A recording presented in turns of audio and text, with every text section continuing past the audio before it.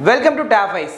So LIC வந்து பாத்தீங்கன்னா ஃபைனலா அவங்களுடைய AAO நோட்டிஃபிகேஷன் ரிலீஸ் பண்ணிருக்காங்க. So AAO அப்படினா என்னன்னு பாத்தீங்கன்னா அசிஸ்டன்ட் அட்மினிஸ்ட்ரேட்டிவ் ஆபீசர். So நம்ம பேங்க் எக்ஸாம்ல எப்படி PO அப்படின்றது ஒரு போஸ்டோ அதே மாதிரி LIC ல இந்த AAO அப்படின்றது so அங்க வந்து ஒரு மேனேஜர் போஸ்ட் தான் வந்து பாத்தீங்கன்னா இந்த AAO ன்னு சொல்லுவாங்க. பேங்க் எக்ஸாம்ஸை கம்பேர் பண்ணும்போது இந்த LIC ல நம்ம ஈஸியா கிளியர் பண்ணி போயிடலாம். அதோட ப்ளஸ் என்ன அப்படினு பாத்தீங்கன்னா உங்களுக்கு பிரிலிம்ஸ்லயும் சரி மெயின்ஸ்லயும் சரி இங்கிலீஷ் வந்து பாத்தீங்கன்னா ஒரு பெரிய டிஸ்டர்பன்ஸா நிறைய பேருக்கு இருந்திருக்கும். எதுலனா பேங்க் எக்ஸாம்ல. பட் இங்க நமக்கு அப்படி என்னன்னு பாத்தீங்கன்னா இங்கிலீஷ் அப்படின்ற ஒரு பேப்பர் வந்து நமக்கு பிரிலிம்ஸ்ல மட்டும் தான் இருக்கும். அதுவே நமக்கு என்னவா இருக்கும்னா ஜஸ்ட் குவாலிஃபையிங் நேச்சரா மட்டும் தான் இருக்கும். சோ இதனால இங்கிலீஷ் எனக்கு வராது. நான் எப்படி ஒரு இன்சூரன்ஸோ இல்லை பேங்க் எக்ஸாம்ஸ்குள்ளே போகிறது அப்படின்னு மட்டும் பார்த்தீங்கன்னா இந்த LIC அப்படின்றது ஒரு நல்ல ஆப்பர்ச்சுனிட்டி தான் அவங்களுக்கு. ஏன்னா இதில் நமக்கு அவங்களுடைய பேவே பார்த்தீங்கன்னா ரொம்ப ஹையாக இருக்கும். ஸோ இதில் என்னென்ன சொல்லியிருக்காங்க இந்த நோட்டிஃபிகேஷன் அப்படின்றத நம்ம ஒன் பை ஒன்னாக பார்த்துடலாம். ஸோ ஃபர்ஸ்ட் வந்து பார்த்தீங்கன்னா இந்த நோட்டிஃபிகேஷன் என்ன சொல்லியிருக்காங்கன்னா ஓவரால் இதோட வேகன்சி சொல்லியிருக்காங்கப்பா. ஓகேவா? ஸோ அப்போ LICயோடைய அட்மினிஸ்ட்ரேட்டிவ் ஆஃபீஸருடைய ஜென்ரலிஸ்ட் அப்படின்ற ஒரு போஸ்ட் ரிலீஸ் பண்ணியிருக்காங்க. மொத்தம் எவ்வளோ வேகன்சி அப்படின்னு பார்த்தீங்கன்னா 350 வேகன்சி வந்து ரிலீஸ் பண்ணியிருக்காங்க. ஸோ 350 வேகன்சி லிஸ்ட் பண்ணி ஒவ்வொரு கேட்டகரியில் எவ்வளோ வேகன்சி இருக்குன்றது அவங்க இண்டிவிஜுவலாக சொல்லியிருக்காங்க.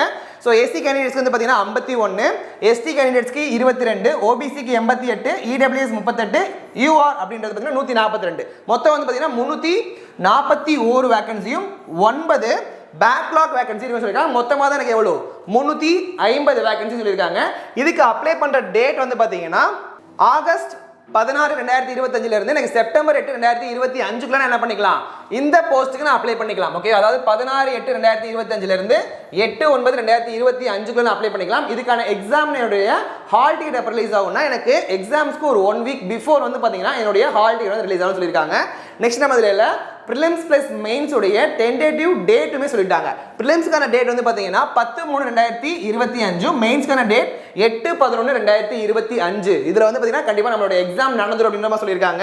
நெக்ஸ்ட் இதோடைய எலிஜிபிலிட்டி எல்லாமே ஒன் பை ஒன்னா பார்த்துடலாம். ஸோ இதோட எலிஜிபிலிட்டி வந்து பார்த்தீங்கன்னா நம்மளுடைய ஏஜ் ஃபர்ஸ்ட் பார்த்துடலாம். ஸோ மினிமம் உங்களோட வயசு வந்து பார்த்தீங்கன்னா 21, மேக்ஸிமம் வந்து எவ்வளோ இருக்கலாம் 30 இருக்கலாம். இதில் நமக்கு ஏஜ் ரிலாக்ஸேஷனுமே கொடுத்துருப்பாங்க. நீங்கள் SC ST கேண்டிடேட்டாக இருந்தீங்க அப்படின்னா உங்களுக்கு 5 வருஷம் ஏஜ் ரிலாக்ஸேஷனும், OBC கேண்டிடேட் ஆயிருக்கும் அப்படின்னா 3 வருஷமும், PWD கேண்டிடேட் இருந்தோம்னா நமக்கு 10 வருஷமா என்ன பண்ணியிருக்காங்க ஏஜ் ரிலாக்ஸேஷன் கொடுத்துருக்காங்க. அப்போ நீங்கள் SC ST இருந்தீங்கன்னா 30 + 5 35 வயசு வரைக்கும் என்ன பண்ணிக்கலாம் இந்த போஸ்ட் நீங்கள் அப்ளை பண்ணிக்கலாம். OBC இருக்கீங்க அப்படின்னா 33 வயசு வரைக்கும் நீங்கள் எழுதிக்கலாம். ஓகேவா? ஸோ நெக்ஸ்ட் இதோடைய எஜுகேஷன் குவாலிஃபிகேஷன் என்ன அப்படின்னு பார்த்தீங்கன்னா எனி டிகிரி. ஓகேவா? ஸோ ஏதாவது ஒரு யூனிவர்சிட்டியில் நீங்கள் ஒரு பேச்சுலர் டிகிரி முடிச்சிருந்தீங்கனாலே நீங்கள் இதுக்கு எலிஜிபிள் அப்படின்றது அவங்க கிளியராக நோட்டிஃபிகேஷனே மென்ஷன் பண்ணிட்டாங்க.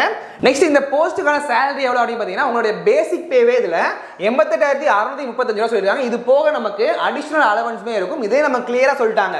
ஓவராலாக பார்த்தீங்கன்னா 1,26,000 ரூபாய் எங்கன்னா டயர் A கிளாஸ் சிட்டியில் வந்து உங்களுக்கு போட்டாங்கன்னா உங்களுக்கு 1,26,000 சம்பளம் இருக்கும். உங்களுக்கு எந்த சிட்டியில் போடுறாங்களோ அதை பொறுத்து என்ன ஆகும் நம்மளுடைய சேலரி லைட்டாக வந்து டிஃபர் ஆகும். ப்ளஸ் இதில் அடிஷ்னலாக நிறைய பெனிஃபிட்ஸ் இருக்கு, நிறைய அட்வான்டேஜஸ்மே இருக்கு. அது எல்லாமே என்ன பண்ணிருக்காங்க இந்த நோட்டிஃபிகேஷன்ல கிளியரா கொடுத்துருக்காங்க. இந்த நோட்டிஃபிகேஷன் நம்மளோட டிஸ்கிரிப்ஷன்ல இருக்கு, நீங்க டவுன்லோட் பண்ணி இதெல்லாத்தையுமே டீடைலா ரீட் பண்ணிக்கோங்க. இந்த AAO போஸ்ட்ல வந்து பாத்தீங்கன்னா நீங்க செலக்ட் ஆயிட்டீங்க அப்படின்னா உங்களுக்கான ப்ரொபேஷன் பீரியட் வந்து பாத்தீங்கன்னா 1 இயர் அப்படின்னு சொல்லியிருக்காங்க.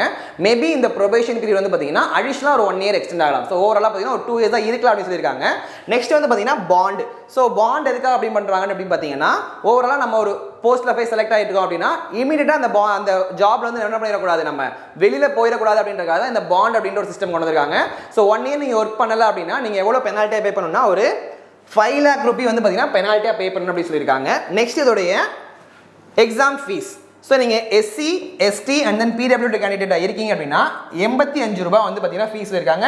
ப்ளஸ் வந்து எனக்கு GST அடிஷனல் ஆட் ஆகும் சொல்லியிருக்காங்க. நெக்ஸ்ட் வந்து பார்த்தீங்கன்னா அதர் கேண்டிடேட்ஸ்க்கு 700 rupees + GST அப்படின்ற மாதிரி சொல்லியிருக்காங்க. ஓகேவா? இந்த AAO போஸ்ட்டுக்கான செலெக்ஷன்ஸ் ப்ராசஸ் மொத்தம் 3 ஃபேஸாக நடக்கும் சொல்லியிருக்காங்க. ஸோ ஃபர்ஸ்ட் வந்து பார்த்தீங்கன்னா நமக்கு ப்ரிலிமினரி எக்ஸாம், அடுத்து மெயின்ஸ், அடுத்து வந்து பார்த்தீங்கன்னா இன்டர்வியூ. இந்த ப்ரிலிமினரி எக்ஸாமில் மொத்தமே நமக்கு 3 சப்ஜெக்ட் தான். ஒன்று வந்து பார்த்தீங்கன்னா aptitude, reasoning and then English. So இதில் ஆப்டிடியூட் ரீசனிங் பார்த்தீங்கன்னா 35 கொஸ்டின் 35 மார்க். ஓவராலாக பார்த்தீங்கன்னா செக்ஷனல் டைமாக 20 மினிட்ஸ் கொடுத்துறாங்க. அதே மாதிரி இங்கிலீஷ்க்கு 30 கொஸ்டின் 30 மார்க். அதே மாதிரி எனக்கு எவ்வளோ நிமிஷம் பார்த்தீங்கன்னா 20 நிமிஷம். பட் நமக்கு இதில் என்ன ப்ளஸ் அப்படின்னு பார்த்தீங்கன்னா எனக்கு இந்த இங்கிலீஷ் அப்படின்றது ஒன்று இருக்குல்லப்பா, இதை டோட்டலில் கன்சிடர் பண்ண மாட்டாங்க.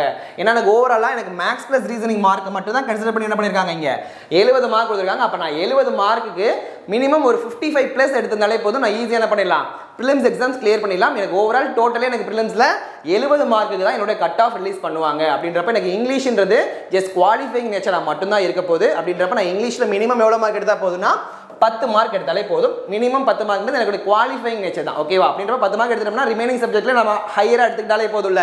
ஸோ அதே மாதிரி வந்து பார்த்தீங்கன்னா எனக்கு மேக்ஸ் ரீசனிங்குமே என்ன பண்ணியிருக்காங்க, மினிமம் குவாலிஃபைங் மார்க் சொல்லியிருக்காங்க. ஸோ எனக்கு அதர்ஸ் பார்த்தீங்கன்னா 18 ரெண்டு சப்ஜெக்ட்ல 18 எடுத்துருக்கணும். இன் கேஸ் நான் எஸ்சி எஸ்டி அண்ட் தென் பிடபிள்யூடி கேண்டிடேட் இருந்தேன் அப்படின்னா மினிமம் எனக்கு 16 மார்க் நான் எடுத்துருக்கணும். ஸோ இதில் நமக்கு இன்னொரு ப்ளஸ் என்னன்னு பார்த்தீங்கன்னா எனக்கு நெகட்டிவ் மார்க் கிடையாது. அதனால நீங்கள் தாராளமாக ஏதாவது ஒரு கொஸ்டின் எனக்கு அப்ராக்சிமேட் ஆன்சர் வருதுன்னா கூட என்ன பண்ணிக்கலாம், நம்ம அதை தைரியமாக ஆன்சர் மார்க் பண்ணிக்கலாம். எதனால அப்படின்னா நெகட்டிவ் மார்க் இல்லாத காரணத்தினால. நெக்ஸ்ட் இதோடைய மெயின்ஸ் பேட்டர்ன் பார்த்தீங்கன்னா, நெக்ஸ்ட் இதுக்கான மெயின்ஸ் பேட்டர்ன் பாருங்க. எனக்கு ரீசனிங் எபிலிட்டி 30 கொஸ்டின் 90 மார்க். எனக்கு ஓவரால் டியூரேஷன் பார்த்தீங்கன்னா 40 நிமிஷம். இதில் நான் மினிமம் எவ்வளோ குவாலிஃபைங் நேச்சர் அப்படின்னு பார்த்தீங்கன்னா 45 mark for others. SC ST இருந்தாலும் 40 மார்க் எடுத்தாலே போதும். ஜென்ரல் நாலேஜ் அண்ட் கரண்ட் அஃபேர்ஸில் 30 கொஸ்டின் 60 மார்க் 20 நிமிஷம். இதில் எனக்கு அதர்ஸ்க்கு 30 mark minimum qualifying nature, SC ST கேண்டிடேட்ஸ்க்கு 27 மார்க் சொல்லியிருக்காங்க. நெக்ஸ்ட் டேட்டா அனாலிசிஸ் அண்ட் இன்டர்பிரேஷனில் 30 கொஸ்டின் 90 மார்க் சேம் 40 நிமிஷம். அதே மாதிரி மினிமம் குவாலிஃபைங் நேச்சர் பார்த்தீங்கன்னா 45 மார்க் அண்ட் தென் 40 மார்க் சொல்லியிருக்காங்க. Next insurance and financial market அவேர்னஸில் 30 question 60 mark கொடுக்குறாங்க, சேம் 20 மினிட்ஸ். அதே மாதிரி எனக்கு 30 27 அப்படின்றது மினிமம் குவாலிஃபைங் நேச்சராக இருக்குது. நெக்ஸ்ட் லாஸ்ட்டாக வந்து பார்த்தீங்கன்னா டிஸ்கிரிப்டிவ் ரைட்டிங். ஸோ நிறைய பேர் வந்து பார்த்தீங்கன்னா டிஸ்கிரிப்டிவ் ரைட்டிங் நினச்சி பயப்படுவீங்க. பட் எனக்கு இந்த ஏஓட டிஸ்கிரிப்டிவ் நினச்சி நீங்கள் பயப்பட அவசியம் இல்லை. ஏன்னா என்னோட டோட்டல் மார்க்கில் இந்த டிஸ்கிரிப்டிவோட மார்க் வந்து எனக்கு ஆட் பண்ண மாட்டாங்க.